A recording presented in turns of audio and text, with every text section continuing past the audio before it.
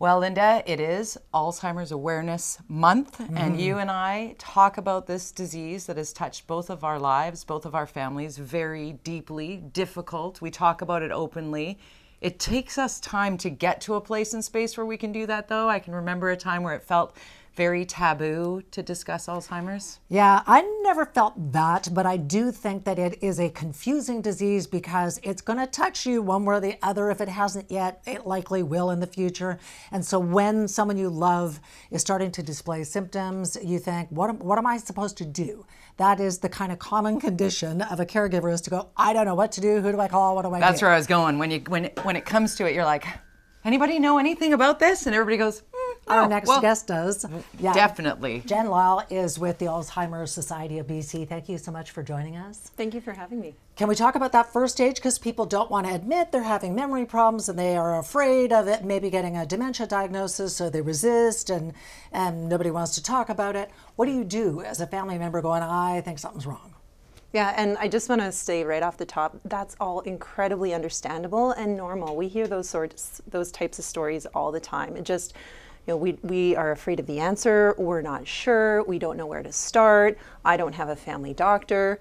Right. The thing that we tell everybody is that if you don't know where to start, you don't have to figure this out yourself. You can call us at the Alzheimer Society BC. We have this great resource called the Dementia Helpline. You can call in and we can help you figure it out. The other thing that I would say too is that if you are fortunate enough to have a family doctor, it's a great conversation to have with your healthcare provider. And just go in. It's helpful if you have a list of the things that you've noticed and you've observed, so you can talk to some specifics and just have the conversation. That's all you're doing. You're just going in to have the conversation and start to get some ideas. Let's just mention that helpline number. If you want to grab a pen, we'll leave that banner up so you can write it down. Sorry. Jumping off that point of the list of things that you might have as a flag, what would those maybe look like? Well, most people think about memory loss when we talk about things like Alzheimer's disease or other forms of dementia, and that's definitely a part of it. But there's other signs and symptoms. One common one that often gets mistaken is things like anxiety or depression. So if somebody has previously had like a really sunny personality, or they start to act a little out of character, that can be a sign that there's something going on in the brain. Other things that can happen are things around having difficulty with routine tasks. So for example, somebody might have trouble following a recipe that they have made for years and been able to do, or suddenly having difficulty with simple math tasks, those sorts of abstract thinking, like trying to calculate the tip on a check at a restaurant, or getting lost in familiar areas. Those are some signs that there may be something else going on, and that's your opportunity again to start asking some questions, and if you have access to one, going in and seeing your healthcare provider. In my mom's case, when she was diagnosed, after we finally pushed her to admit that she knew there was something going on because it was obvious to us, it became apparent that we were told we needed to have a caseworker. We needed to get her registered so that in the case that if we wanted to go down the long-term care route, she has to be in the system. And I'm like, what do you do? How do you do that? Yeah. So what advice would you have around that? Yeah, and I mean, you hit on a key point there. It's hard to navigate the healthcare system, right? And like, trying to figure out, how do I get a caseworker? When should I be thinking about getting home care? What types of home care are there out there? What about housing options? Like, there's a lot. Yeah. And again, I go back to education is really key here. And so I know at the Alzheimer Society BC, we have a lot of different educational opportunities for people to come in and take and learn about these sorts of things, learn about long-term care and what it means to transition into long-term care. Even learning about how to access different types of home care, which differs depending on which health authority you're in. Yeah. Mm-hmm. So again, this kind of goes back to knowledge is your best ally in this situation. And again, you don't have to figure this out on your own.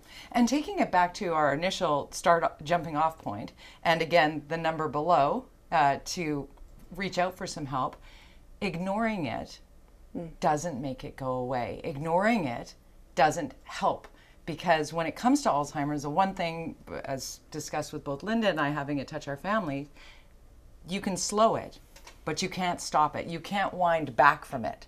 So every day you delay getting some kind of help to maybe stall it, you're putting yourself further down the path.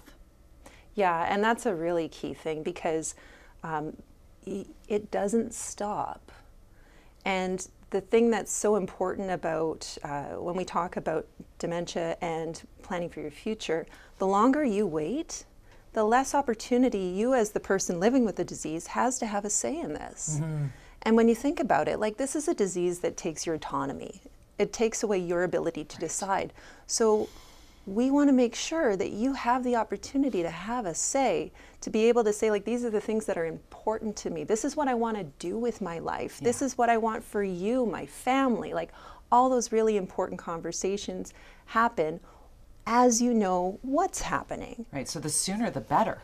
And can we also say for caregivers, because it can be very exhausting and emotional, very, there is also relief there as well.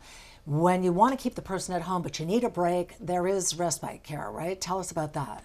Yeah, and that's really important because, you know, when you're supporting somebody who's living with dementia, it's a team sport. Mm-hmm. This is not something you do by yourself. So when you're in that situation, knowing what sort of supports are available to you, whether that's in the healthcare system, so there's things like respite care where, you know, you can have temporary overnight stays. That's one form of respite care. You can access adult day programs. That's another type of what we would call maybe respite care.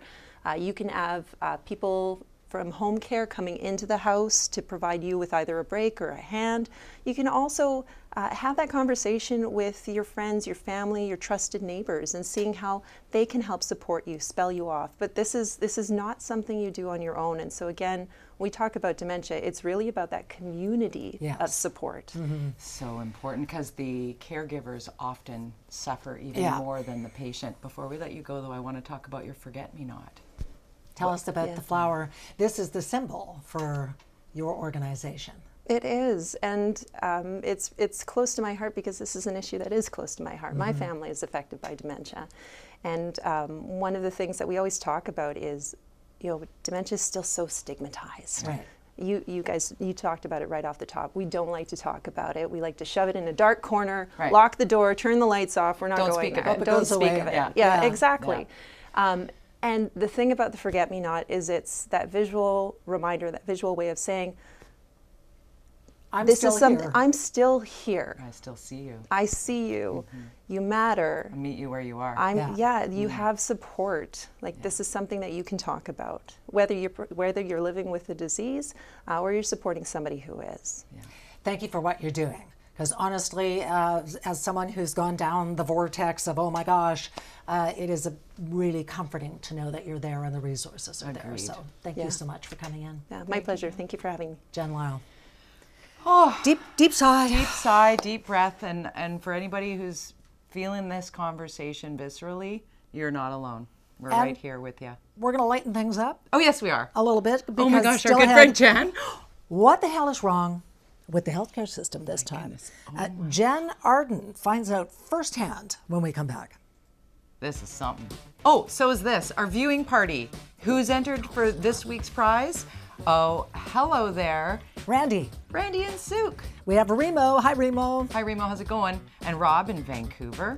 And we also have Rosemary. Thank you all so much for watching. There's Rosemary. Thumbs up to you. We'll be back in a moment on Steele and Vance. Oh, you can get into our viewing party if you're not already part of it. Viewing party at chekmedia.ca.